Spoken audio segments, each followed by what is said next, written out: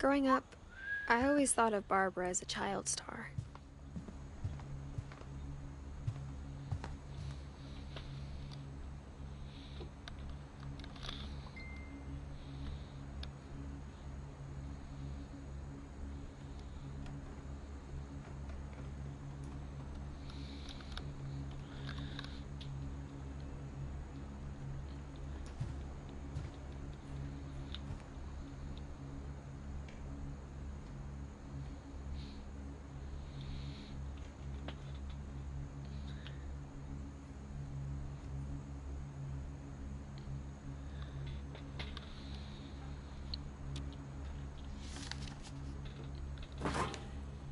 Of all the stories people wrote about Barbara's death, I'm surprised Edie saved this one.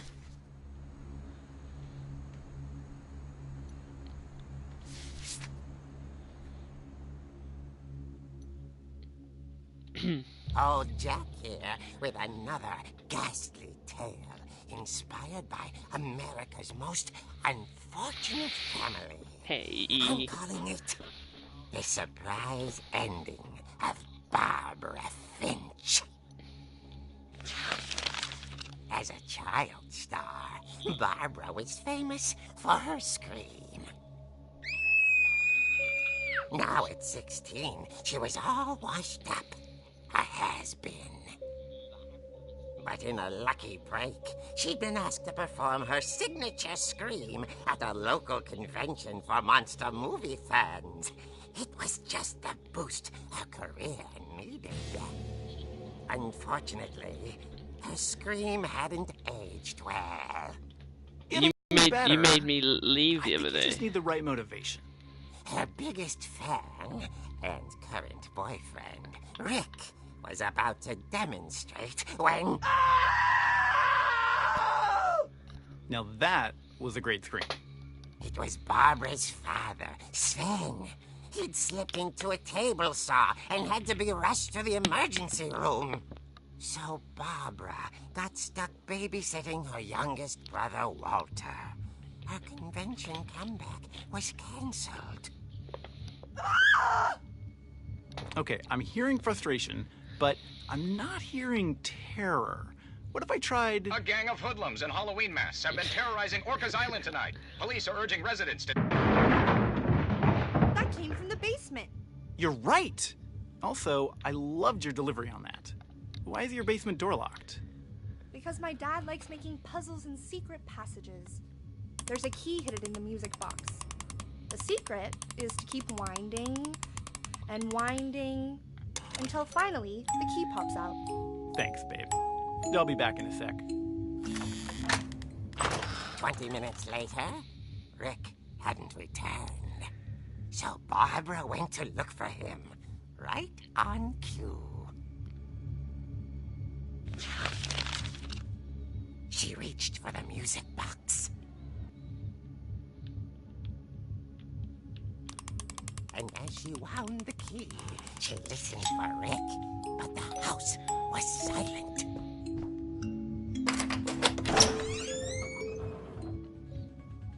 Rick?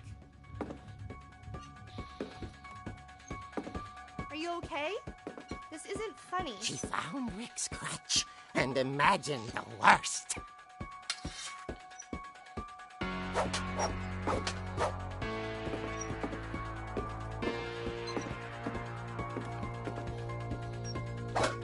The gang's leader is the infamous Hookman killer, Dr. Carl Hamill, who impaled and then ate his family 10 years ago tonight.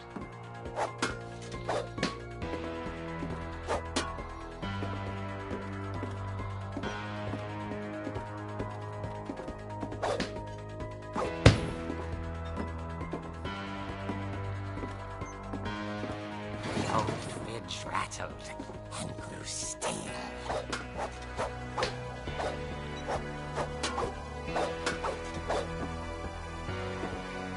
Oh dear! Oh! Rick? Barb, relax. I was just trying to scare you to help you find your scream. Well, I'm not scared, Rick. I'm furious. Then act furious. All I'm getting from you now is that you're hurt and confused and you're... She threw him out, but she kept a little something to remember him by. Barb, have you seen my other crutch? And she was still holding it when she fell asleep watching the late picture show. Hours later... Barbara! Walter, what's going on up there? Ah! Okay, I'm coming up, but if this is a trick, you're dead, Walter.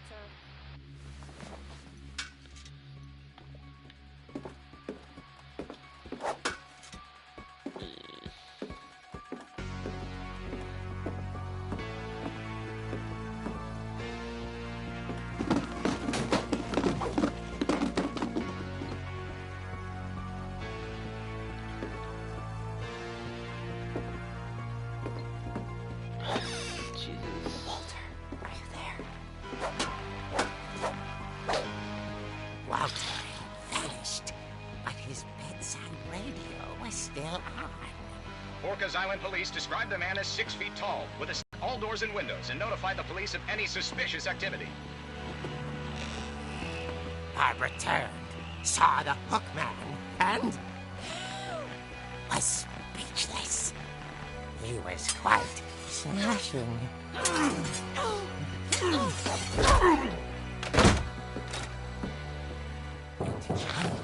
was. He couldn't get enough of Barbara. Okay, Barbara, there's gotta be another way out of here.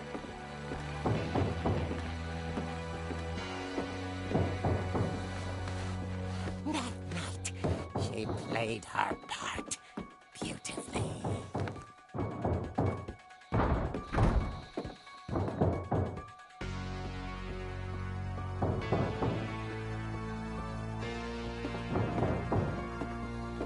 Two seconds. She thought about abandoning Walter, but just couldn't do it.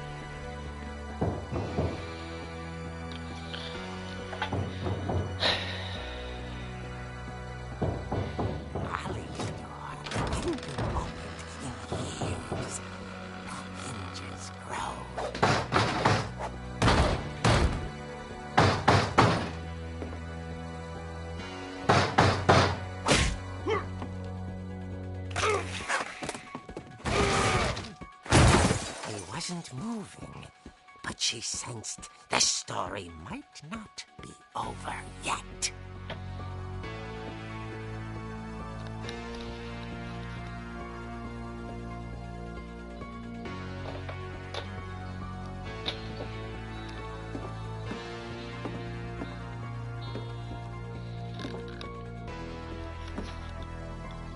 Can you hear that?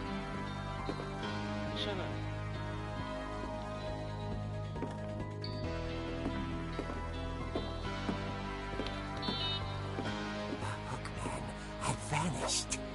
She listened for his breathing, but all she heard was...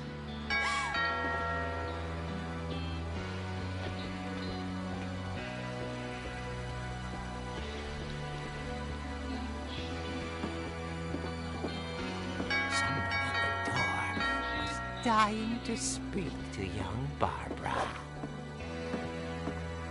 At the door, she heard whispering. Was coming from inside the house.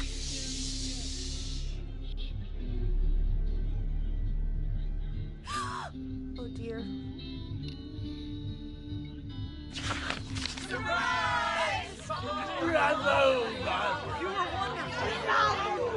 monsters had come to surprise her. For Barbara, it was a dream come true. Then she saw what kind of monsters they were, and she realized what was about to happen. She going to be famous. And with her final breath, Barbara Finch gave the performance of her life.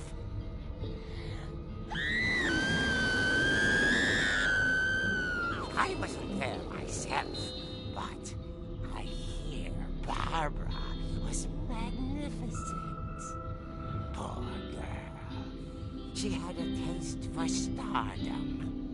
But unfortunately, so did her fans. Of course, the police blamed it all on poor Rick, who disappeared the same night.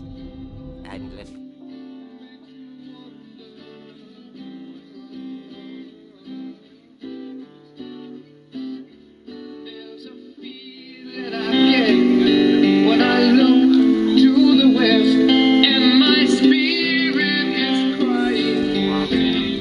hiding under his bed In the my whole thoughts, time. I have seen rings of smoke through the trees, and the voices of those who never Is all they ever got. makes me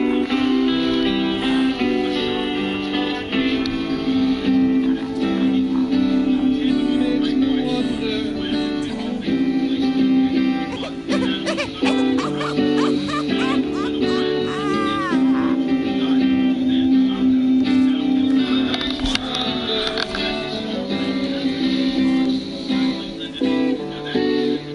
It's whispered that soon, if we all call the truth, then the piper will lead us to freedom, and a new day will dawn for those who stand long, and the forests will echo with laughter.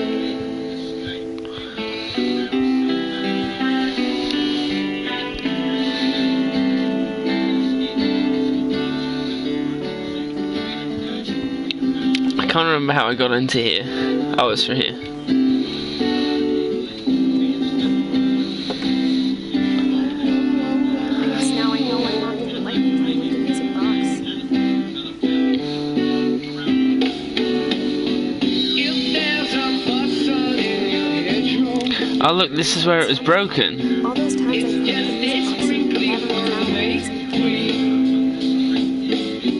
Yes, there are two paths you can go by, but in the long run, there's still time to change the road you're on. Because it's a good song.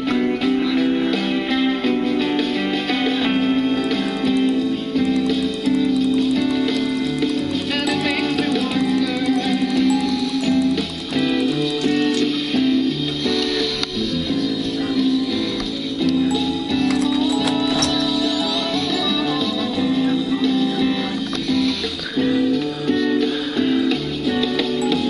Your head is humming and it won't go. In case you don't know,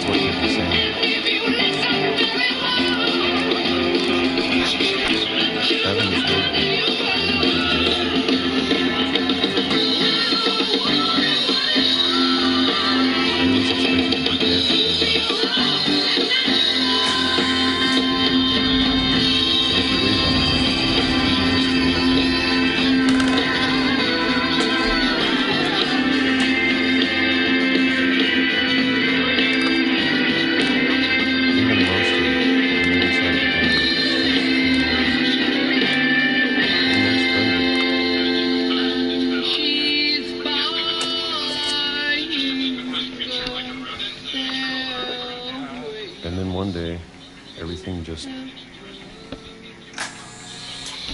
stopped. Whatever that thing was, it was gone. Maybe it got tired of waiting. Or maybe I just got tired of being afraid.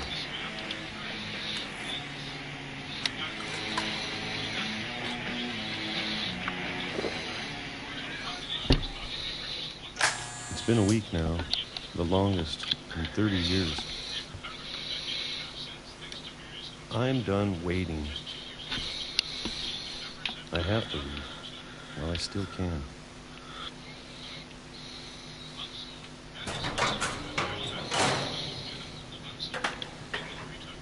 This game's fucking weird, man.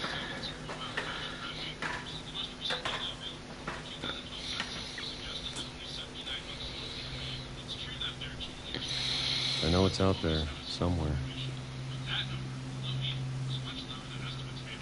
Whatever killed Barbara and Molly and Calvin. Maybe this is all a mistake. But I need to stop living the same day, even if it kills me.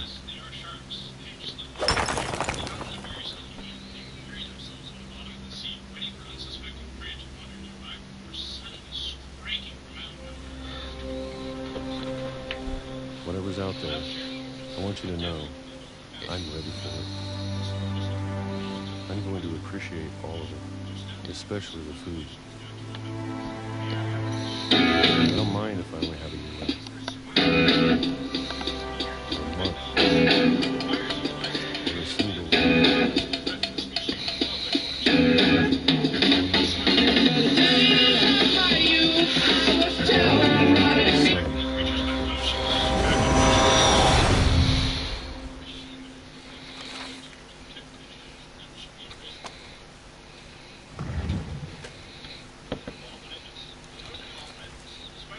Why are you saying you? Walter died when I was 6. I can't believe my mom never told me he was down here.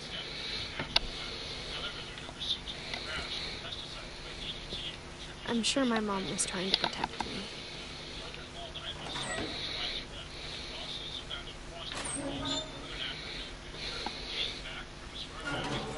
Oh, alright. Maybe she's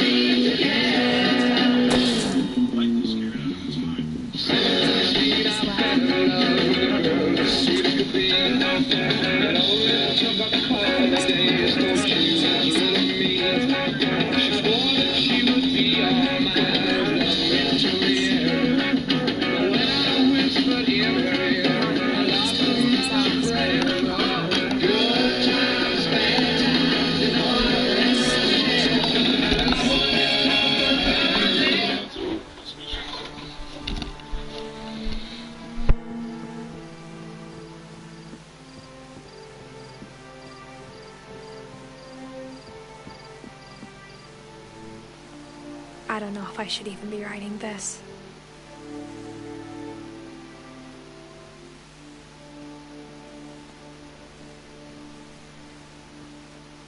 Maybe it'd be better if all this just died with me.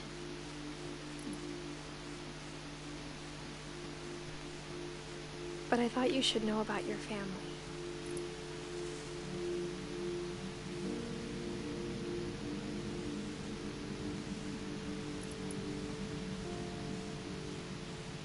And the history you're a part of.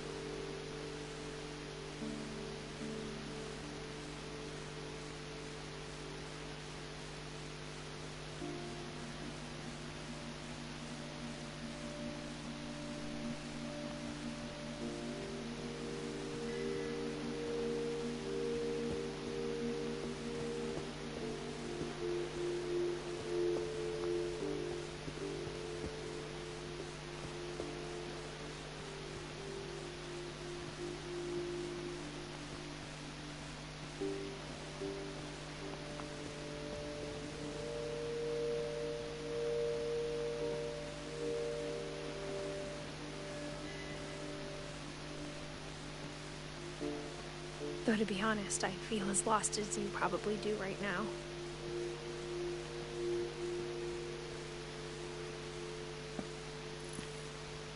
I think the people in these stories believed them, for what that's worth.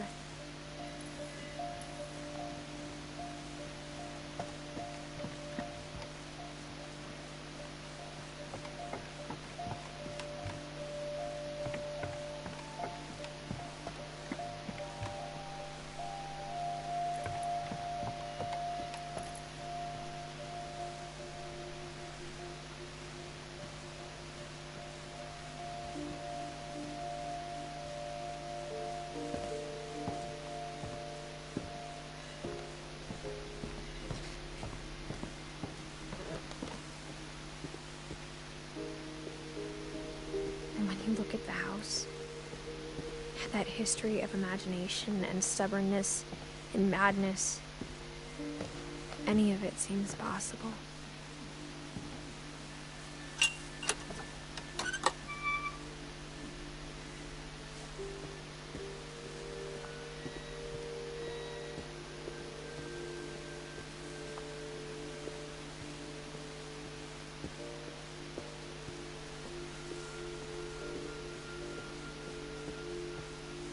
I think we've been surrounded by death for so long, we've just gotten used to it. What kind of family finishes building a cemetery before starting the house?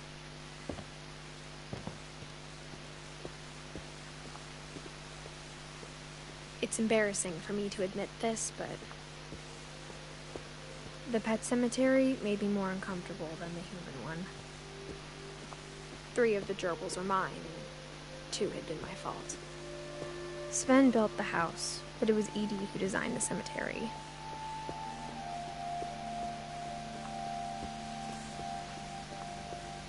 I'm sure Odin's monument had been Edie's idea.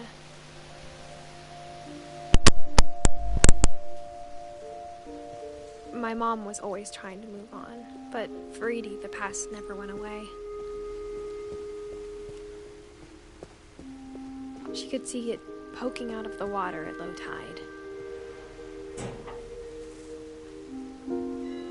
Edie said she dreamed about the old house every night.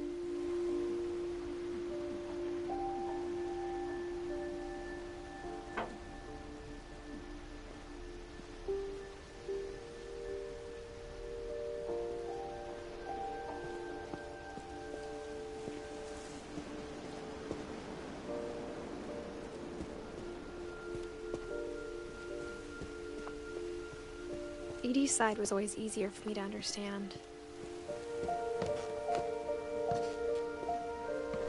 But the older I get, the more I can see where my mom was coming from. Her dad had been pretty strict, but it wasn't enough to save her brothers. She was just trying to do better. She lost 2 of her brothers, just like I did. I get why she tried so hard to protect us. There's so many things I wish I could ask my mom now, wanted all along. For me to come back someday and find everything out for myself.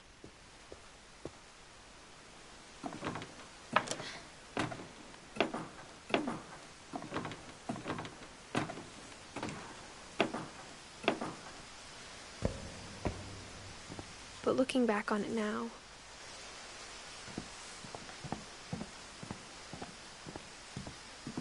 if she told me there was going to be so much climbing, I never would have come when I was 22 weeks pregnant.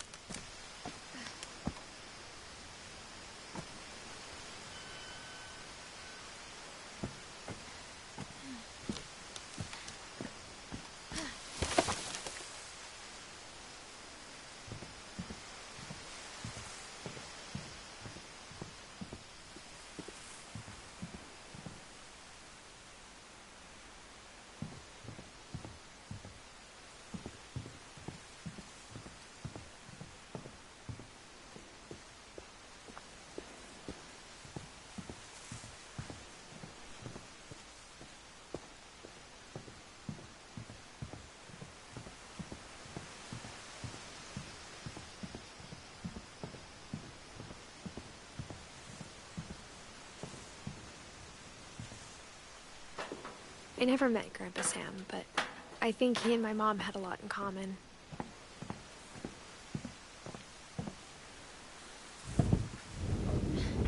They were both pretty intense. Sam spent his life shooting photos, but Mom said he got nervous being in front of the camera. I guess we're all afraid of something.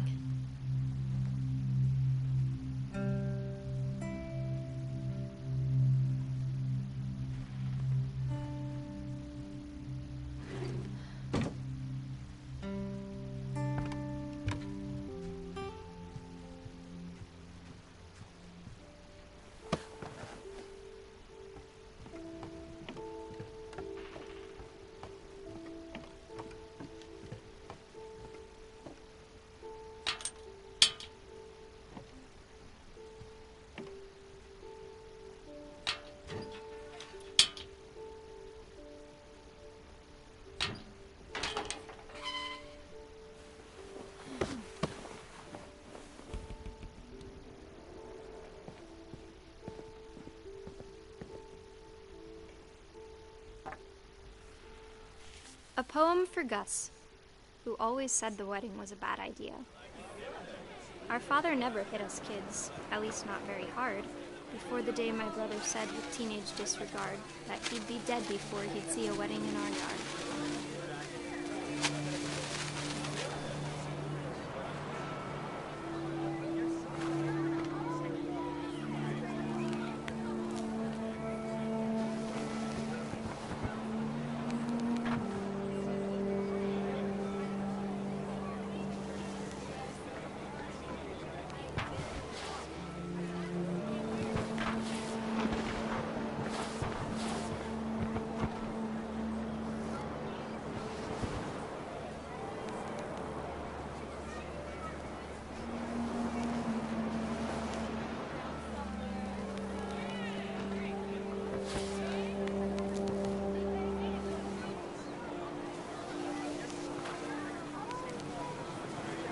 My father made him come, of course, but Gus stood far apart, just flew his kite and bottled up the storm inside his heart.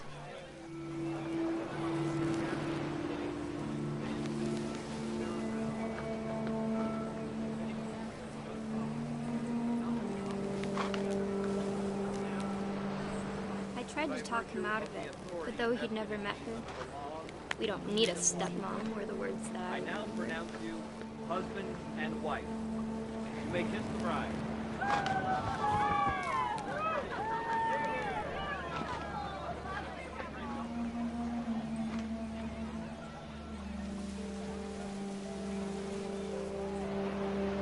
When the time for photos came, Dad ordered him to come here. But Gus declined, and as a sign held up his middle finger.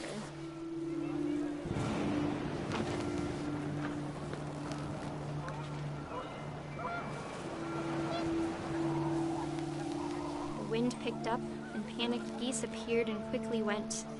But all the humans did that day was go inside the tent.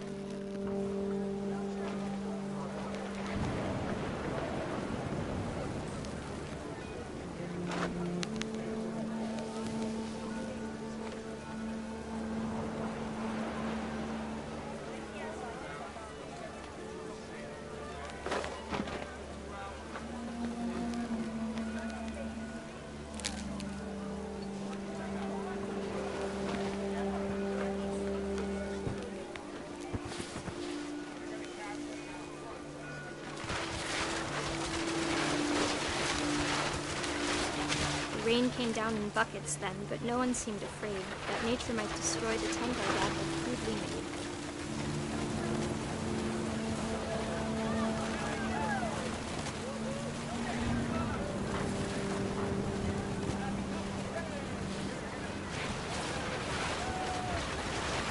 The thunder sounded much too close and full of angry power. But all my father said to this was, "Make the music louder."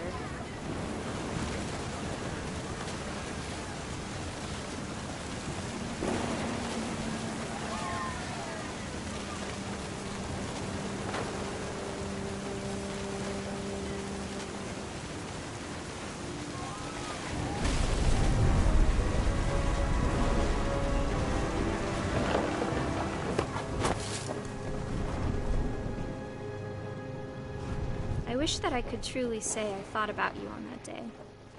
Out there on the beach alone, just you, the wind, the sea, and foam. But I didn't. Until we found you. I can't imagine my mom ever writing poetry, and yet...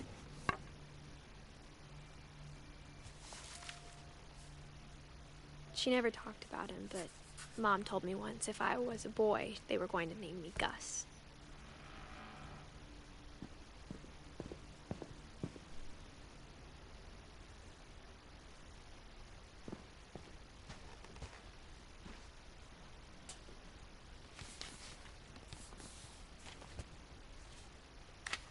Dear Kay, do you remember the way Gregory used to laugh when he thought he was alone?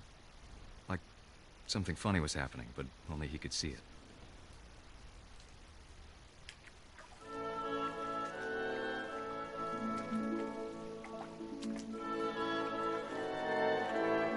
I think he saw things the rest of us don't.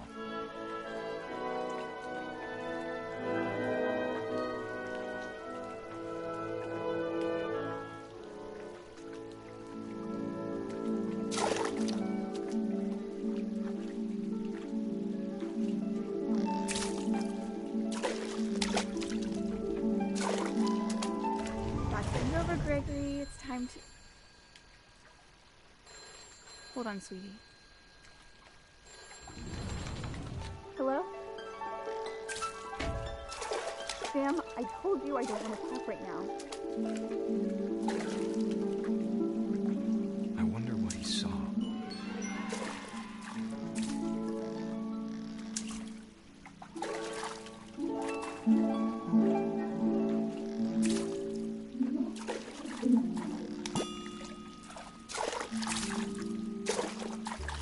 What his world was like. He reminded me so much of Calvin. Lost in his imagination.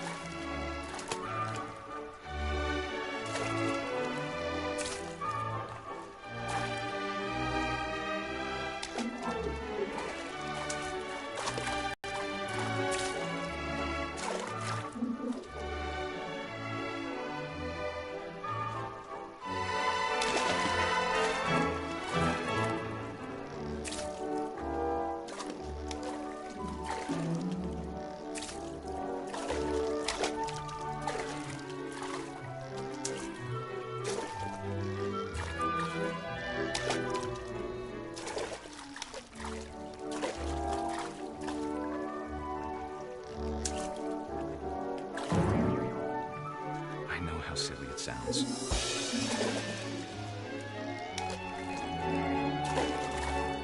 That I worried about a baby being too happy. But I could feel him slipping away. Sorry about that, Gregory. I know you did everything you could. Maybe if I hadn't called that night. Damn it. Hold on, I don't want Gregory to hear this.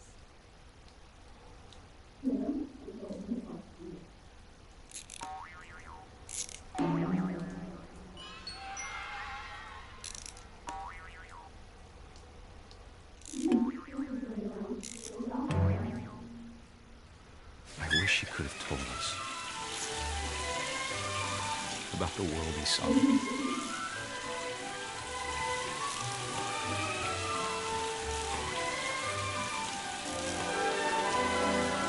There's so much I don't understand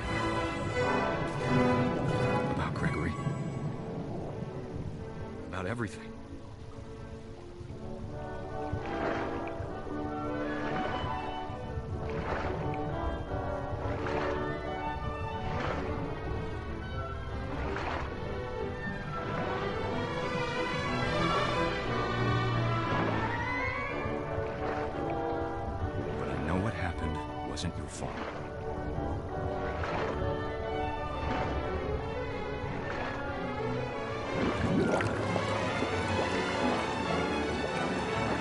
I'm sure he's happy.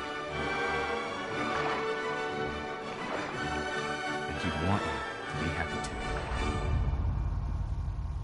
Good luck, Kay. Love, Sam.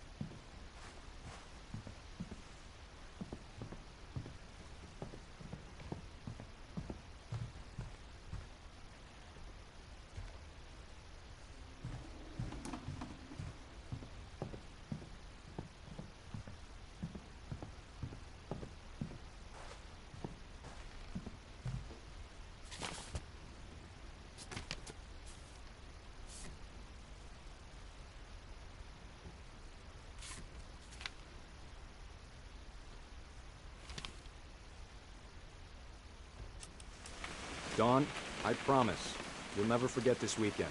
Yes, sir. These memories are gonna last a lifetime. Hmm? What? Perfect. Am I gonna have to shoot anything? It's gonna rain the whole weekend, isn't it?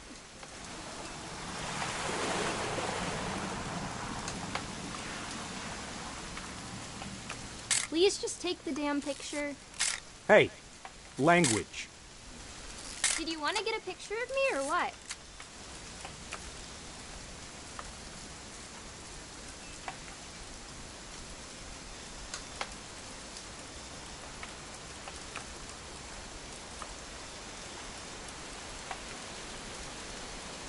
I will never forget this weekend, Dad.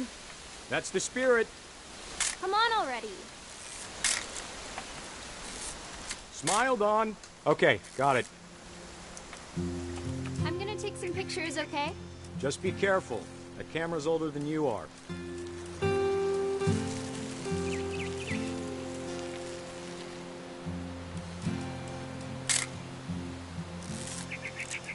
You're right, Dad. It's starting to clear up. Still freezing, though. Definitely should not have drunk all that coffee.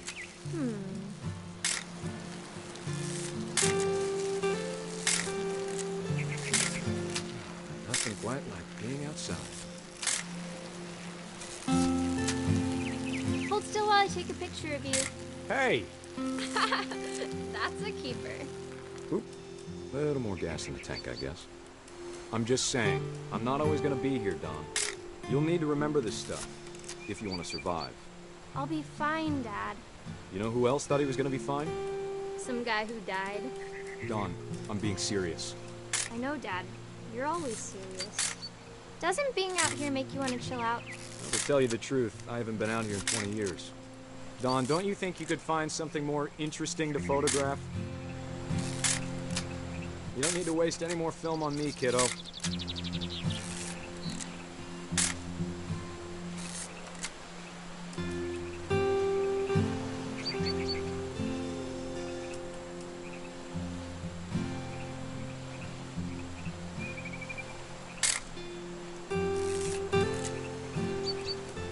Last time I was with my brother Calvin. Man, that was a great trip. Your grandpa Sven taught us how to fish, how to build a fire.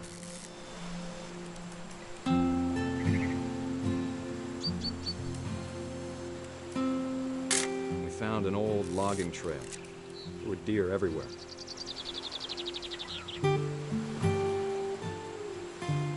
I bet if I could remember where that trail was, we'd spot a buck for you in no time. Give me a minute to check the map.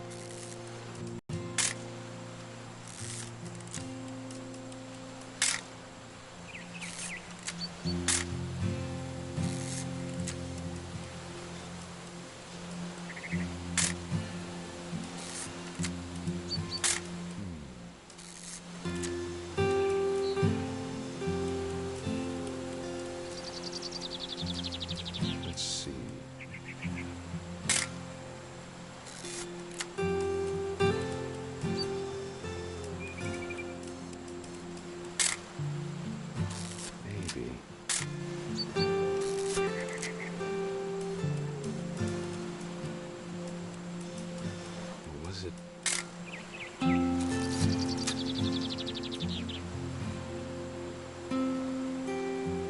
Could have been...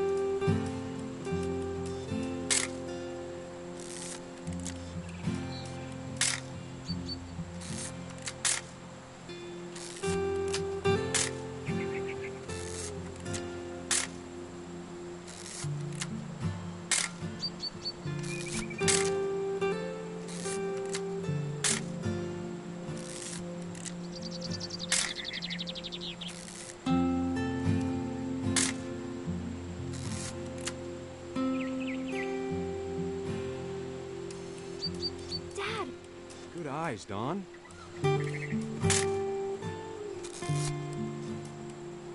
Before you take the shot, let me get a picture of you.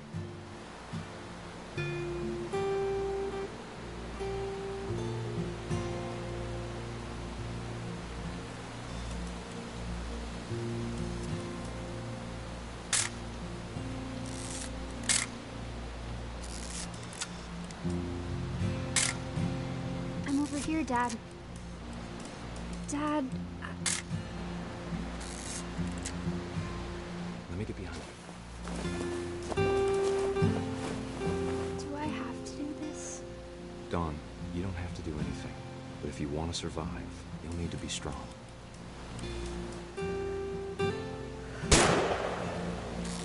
Great shot, Dawn!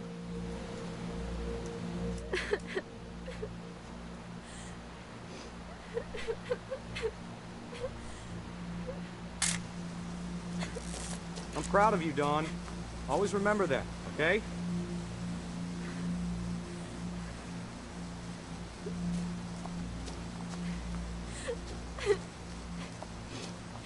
Sorry, Dawn. Just gotta reset the timer.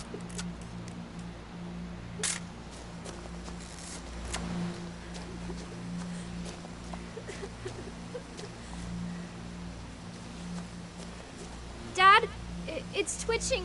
I think That's it's totally so... normal, Dawn. Just focus on the camera. Try not to think about... Dad!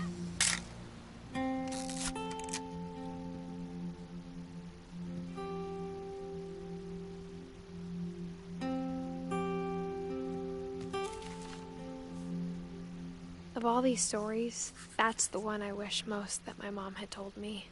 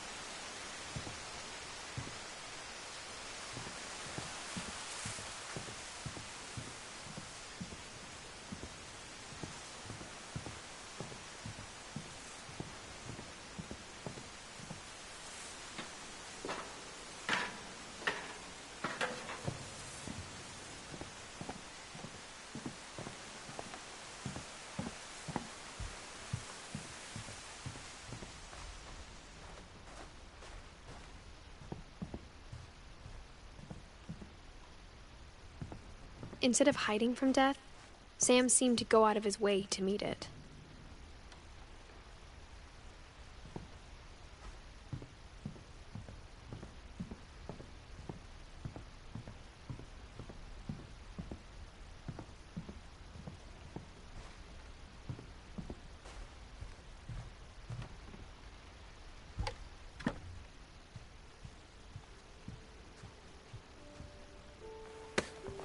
After Sam died, my mom and Edie got really close.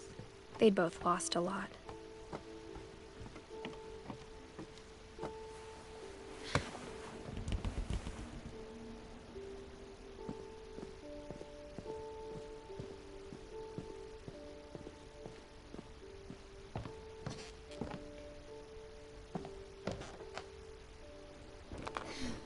My mom moved up to the loft after her brothers died. At the time, it was as far away as she could get.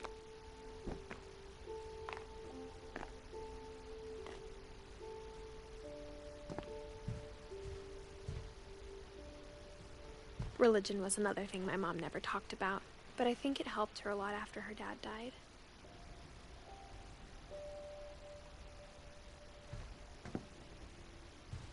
She spent a summer building houses in Calcutta, where she met my dad, Sanjay.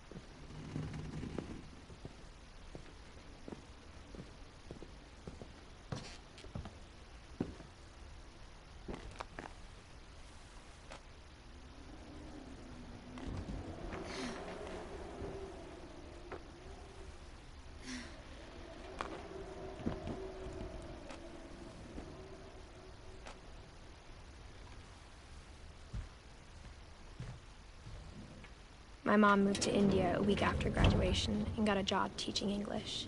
Louis was born a year later.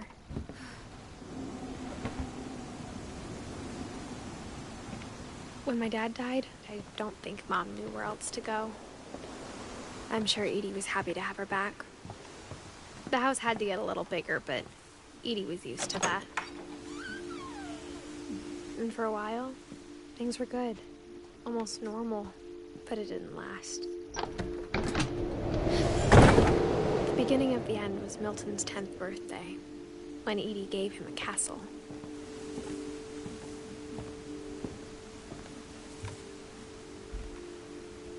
After Milton disappeared, the only thing he left behind was a room full of paintings.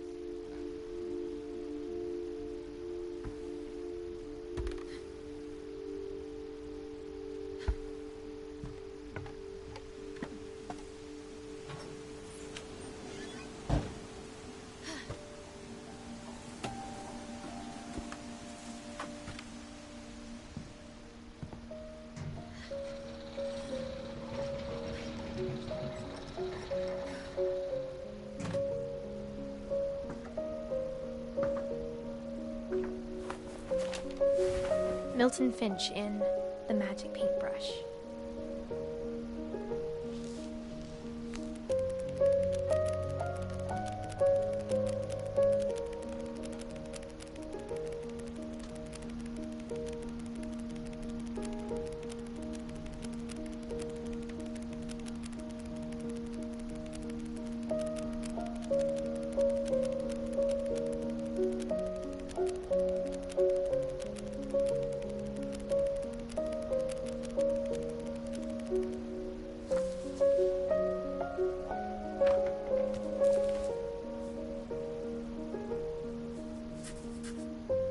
I was 4 when Milton disappeared.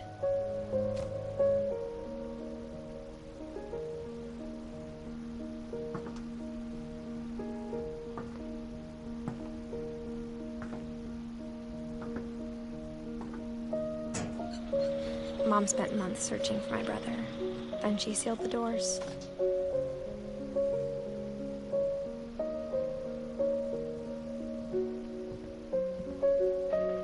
Whatever Milton had found in the house, Mom didn't want it getting out.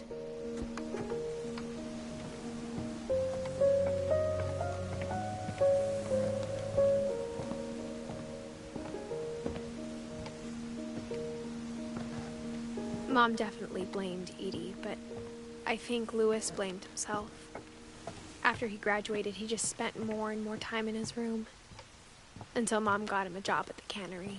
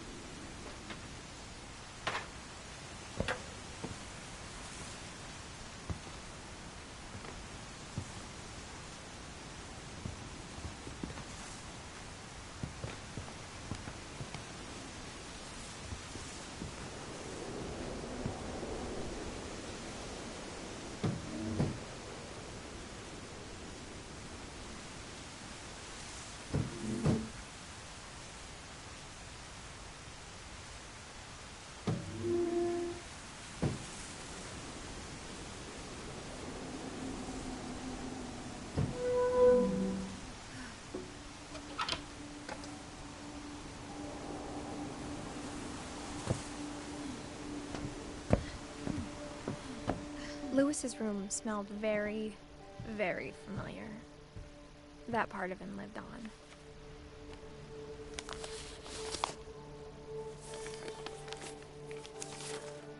Dear Mrs. Finch, as Louis's psychiatrist, I can understand your desire for an explanation.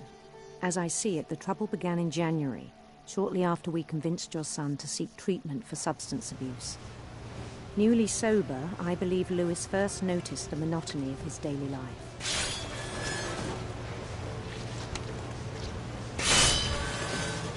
He kept working at the cannery, but he withdrew part of himself. In our sessions, I saw the same behavior. His mind began to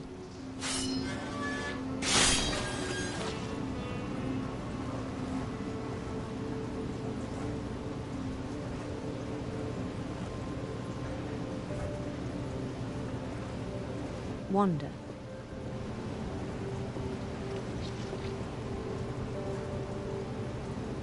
I asked him to describe it. He said he started small.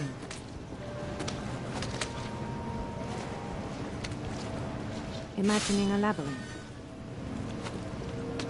He'd feel his way about. Then something moved. Bats.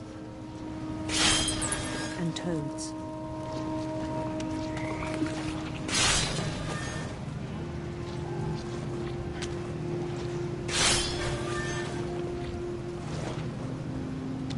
and things that have not names. He knew it was all in his head.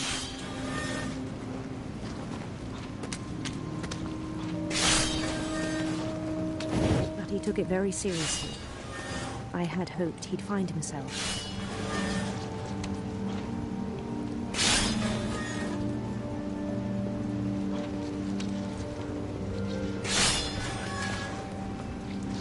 But he found something more. I worried about him then. Daydreaming at the cannery. I spoke with his boss. But he said Lewis had become a model employee. Methodical, tireless, focused. Like a whole new Lewis. So I let him go on.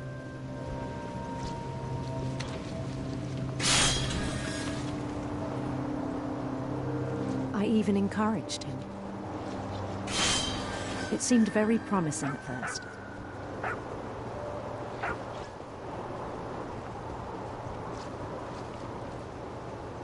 On the edge of a city he named Lewis Topia.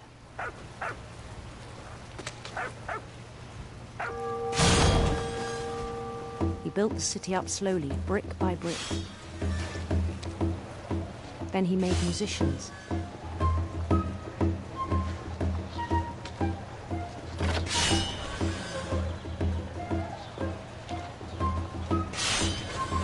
And songs for them to play.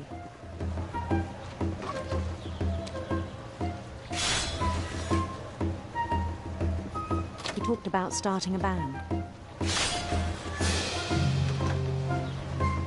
And he was always humming something. Every day his imagination grew stronger.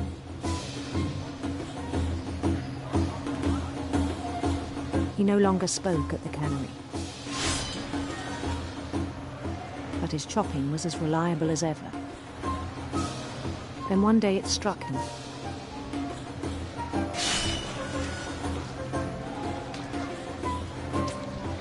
At all the cheering crowds, even the stones under his feet, were all in his imagination. So he could do whatever he wished.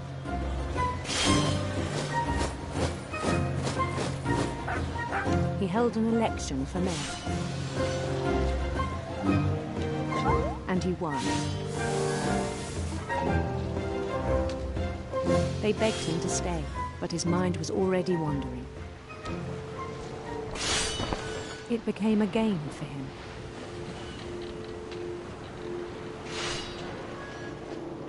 He'd conquer a city, then immediately push on.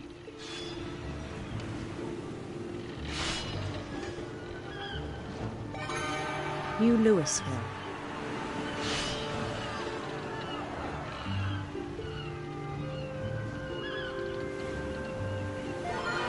St. Louis. He started drifting away from our reality.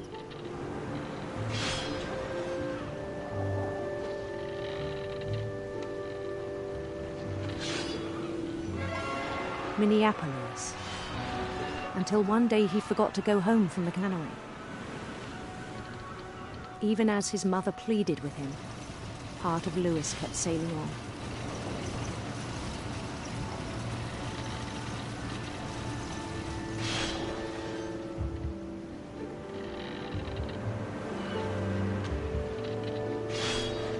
In Lewisburg, he heard rumors of a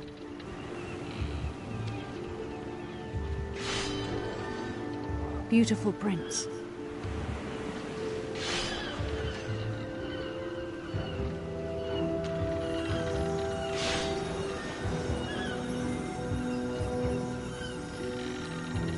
The prince was on his own quest for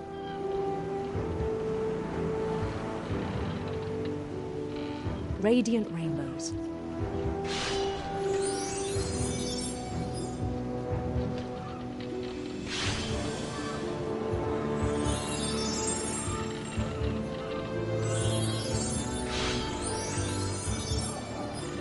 He followed the sound of his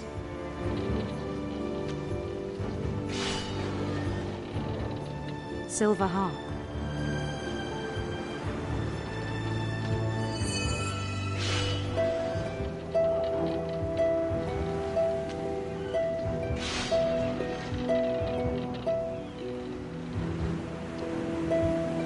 His chase led him to a golden palace east of the sun and west of the moon.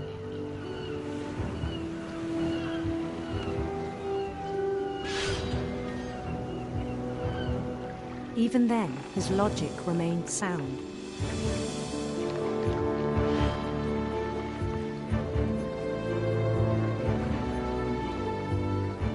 He knew the world was all in his imagination.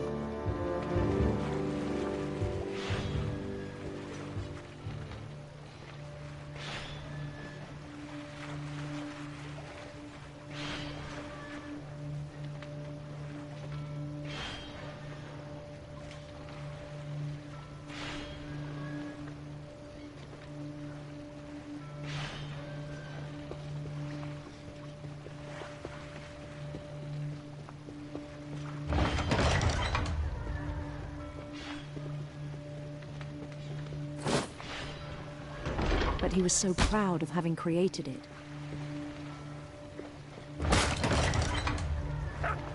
In his own eyes, he'd become something greater than a king.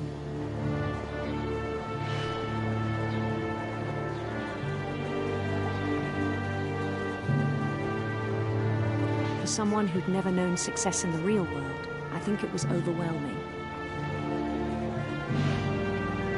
And then it struck him that the real Lewis was not the one chopping salmon, but the one climbing the steps of a golden palace.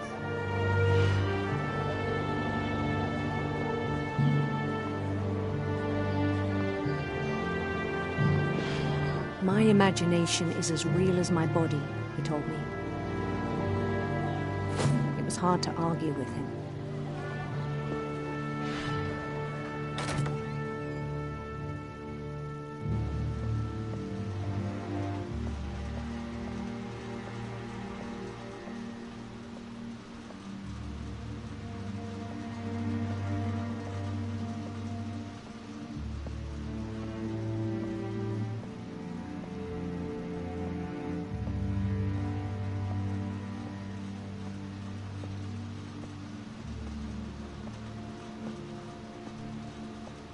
Began to forget the world we know.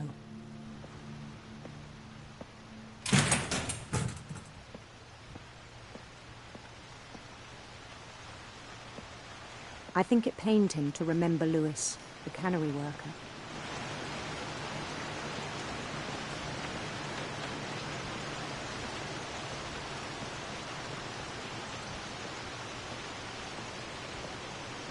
He began to despise the man with a royal contempt.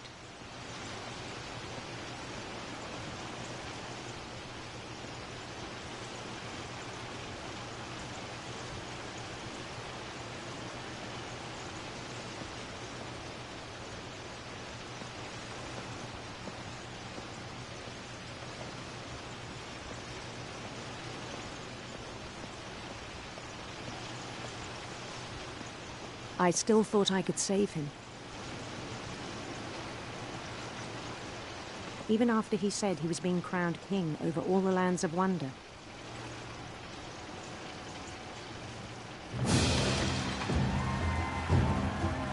The palace would be packed with his companions.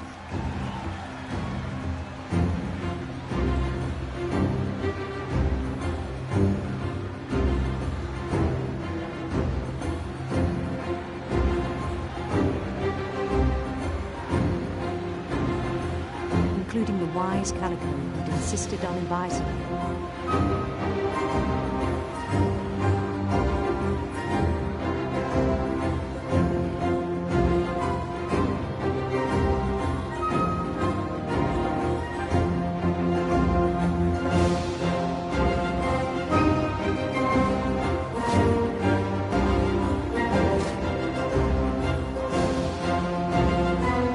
His prince waited, holding his crown.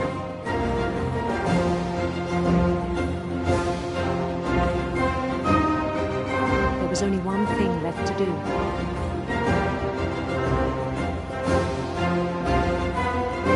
Bend down his head.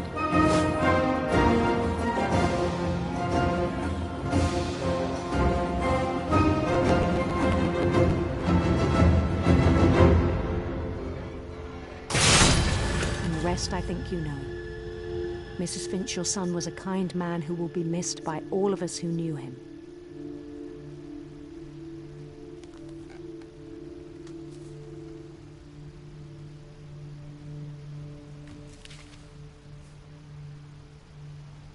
My brother was really cool. I wish you could have met him.